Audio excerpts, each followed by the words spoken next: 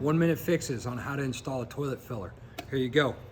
This little button right here brings it up so you can adjust your height. Adjust it to match the old one, right?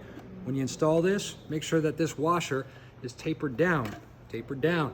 When you go to put this in, you almost don't even need a wrench. Push this down, hold it down, tighten this nut as tight as you can, let go. Most likely it's not gonna leak. If it does, a little tighter with the wrench.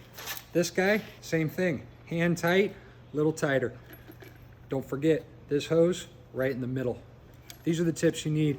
Don't bother watching that 23-minute video on how to replace this. If you need more than that, call Plunger.